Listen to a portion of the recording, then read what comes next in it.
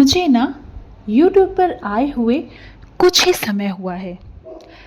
ये मेरा सफ़र बहुत स्लो पेस से शुरू हुआ है, लेकिन इसका मतलब ये बिल्कुल भी नहीं है कि मैं कोशिश करने से पीछे हटूंगी, क्योंकि मेरा मानना है कि प्रयास तभी सफल होते हैं जब आपकी मेहनत और लगन सच्ची होती है।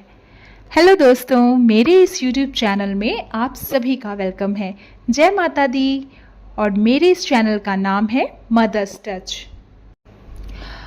और इसी उत्साह के साथ मैं आज एक नई वीडियो लेकर आई हूँ, जो है मंदिर के डीप क्लीनिंग की। ये क्लीनिंग मैं जनरली हर महीने करती हूँ। जैसे कि आप देख ही सकते हो कि मेरा मंदिर जो है वो है वाइट मार्बल का। तो यहाँ पे मैंने अपना क्लीनिंग करना शुरू कर दिया है। एक्चुअली क्या है ना, वाइट मार्बल को क्लीन करना बहुत मुश्किल नहीं है। मतलब ये गंदा होने पर तो बहुत ही बुरा लगता है, लेकिन जब साफ़ होता है तो झकझका जाता है, सच मानिए। और जब इसमें प्यारी सी लाइटिंग हो। तो मैं इसके क्लीनिंग के लिए कुछ खास प्रोडक्ट तो अभी तक नहीं यूज़ करी हूँ। मैं सिर्फ लिक्विड वॉश का और जो विम का जो टिकिया होती है, विम बार, जो हम जनरली बर्तन धोने के लिए यूज़ करते हैं, उसी को यूज़ करती हूँ। उसको स्टील के सॉफ्ट वाला जो बर्तन धोने का मटेरियल आता है उसको। लेकिन ये सब मेरा सेपरेट है पूजा के लिए, तो मैं इसको बर्तन या किचन के लिए कभी भी यूज़ नहीं करती।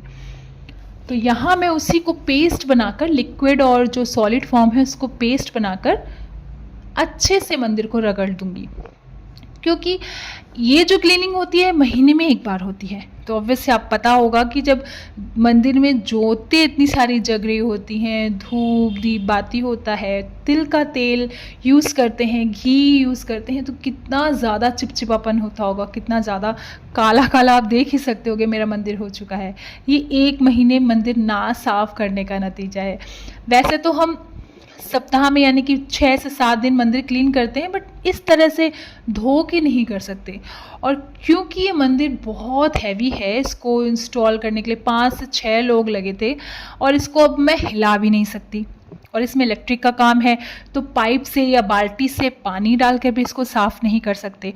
तो यही एक तरीका बचा है जिसको मैं करती हूँ, यानी कि अच्छे से साबुन से इसको रगड़ लेती हूँ, पहले ऊपर फिर अंदर, और उसके बाद इसको साफ कपड़े से, यानी कि बाल्टी में पानी डालकर, उसमें चाहे तो आप गुलाब जल डाल सकते हैं साथ में, या थोड़ा सा इत्र भी डाल दोगे तो भी सुगंधित सुगंधी सी खुशबू आएगी, सौंधी सौंधी सी।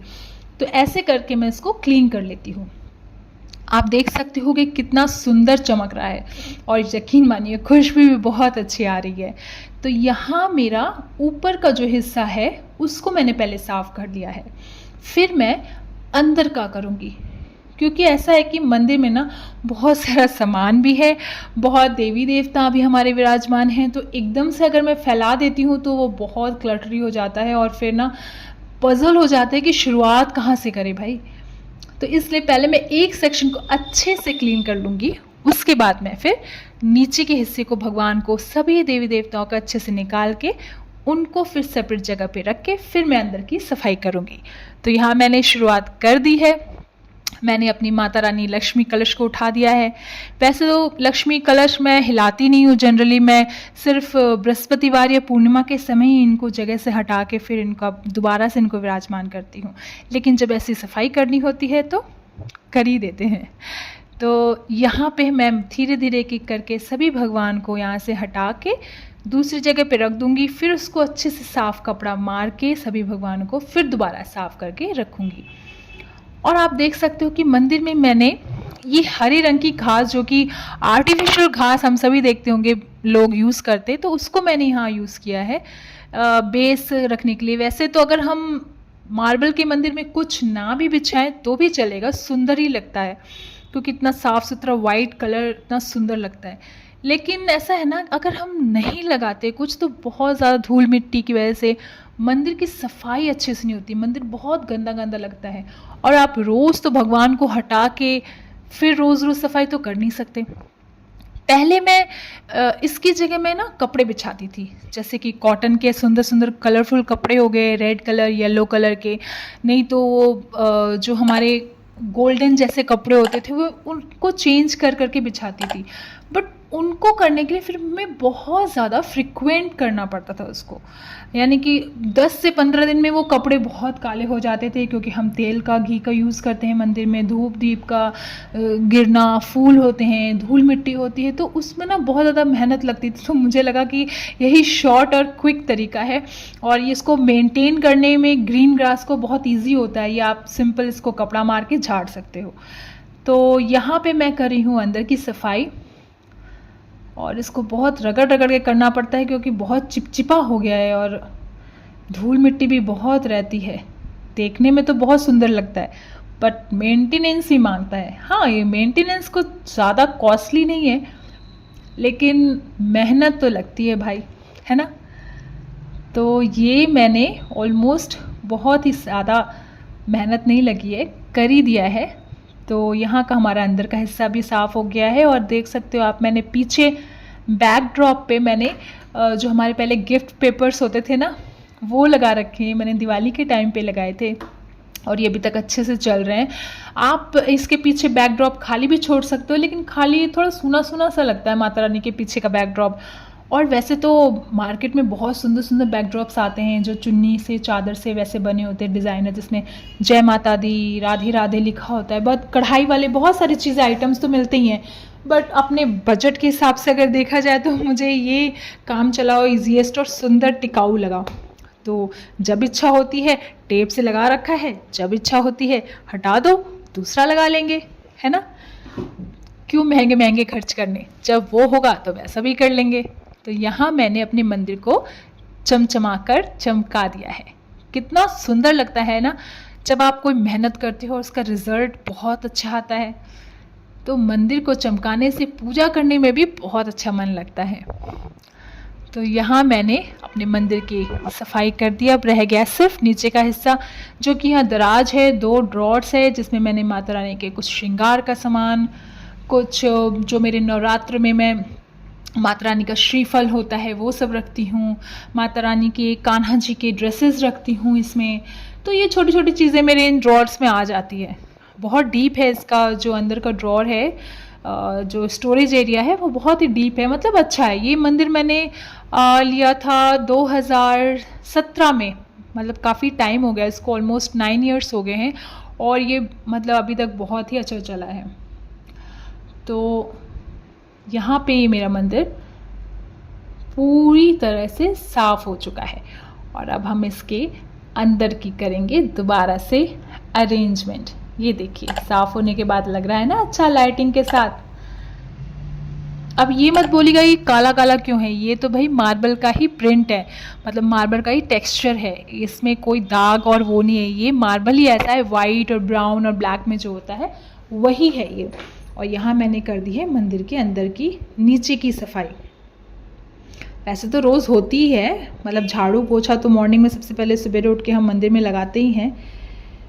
और ये जो मेरा एक रूम है, बेसिकली इस रूम को मैंने मंदिर के लिए ही रख रखा है, यानी कि पूजा पाठ के लिए। यहाँ पे कोई सोता नहीं है, हम इसको जनरली यूज़ नहीं करते किसी और चीज़ में।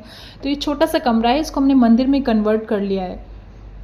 और यहाँ पे मैंने दोबारा इन मैट्स को बिछा दिया है। इसको ना मेंटेन करने में बिल्कुल भी प्रॉब्लम नहीं होती। मतलब मैं तो ये सजेस्ट करूँगी, अगर आपका लकड़ी का थोड़ा बड़ा मंदिर भी है तो भी आप इसको रख सकते हो। प्रेफरेबली ये मेंटेन करने में भी लॉन्ग टर्म चलता है, मेंटेनेंस में भी कोई दिक्कत नहीं आती।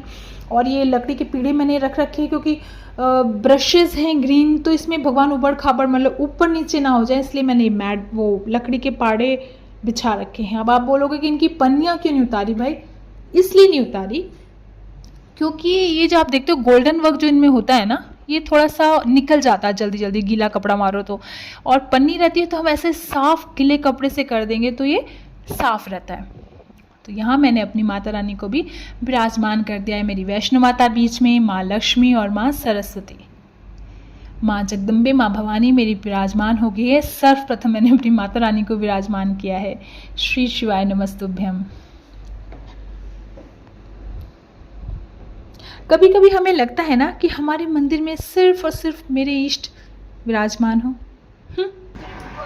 ये है मेरी गुड़िया रानी। ये हमारे घर की माता रानी है।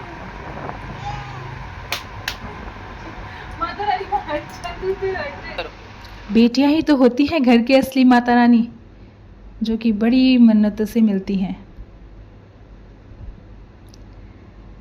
और मैंने अपने भगवान जी को सभी को साफ करके, उनके कपड़ों को साफ करके, वस्त्र को दोबारा से विराजमान कर दिया है। सफाई करने में मेहनत तो बड़ी लगती है, लेकिन जब वो सफाई होने के बाद जो सुकून मिलता है ना मन में, वो अलग ही है। ये हमारे साईनाथ, जय श्री साईनाथ। और ये आ गए हैं हमारे वीर हनुमान। तो आप देख सकते होंगे मेरे मंदिर में ऑलमोस्ट सभी हमारे सनातन धर्म के भगवान विराजमान हैं। कोशिश तो यही है कि हम छोटी से अपनी सेवा सभी को दे पाएं।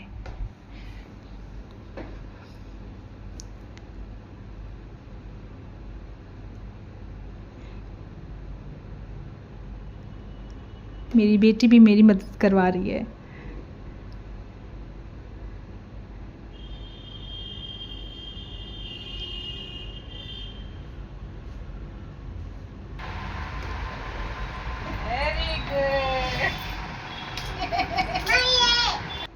नन्हे नन्हे हाथों की मदद ना बड़ी हेल्पफुल होती है।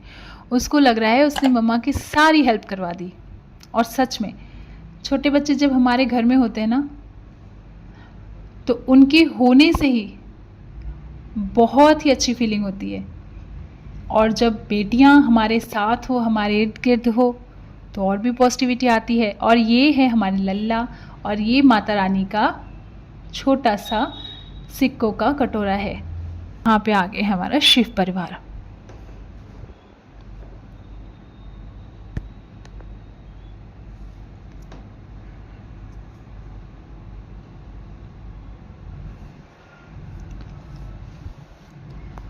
तो देखिए अब मेरा मंदिर पूरी तरह से सुंदर से सज चुका है। तो प्लीज़ कमेंट करके बताइएगा आपको ये छोटा सा प्रयास कैसा लगा और मेरी माता रानी कैसी लगी। प्लीज़ इस वीडियो को लाइक, शेयर और सब्सक्राइब कीजिएगा। मेरे चैनल को सब्सक्राइब कीजिएगा। Thank you, bye bye.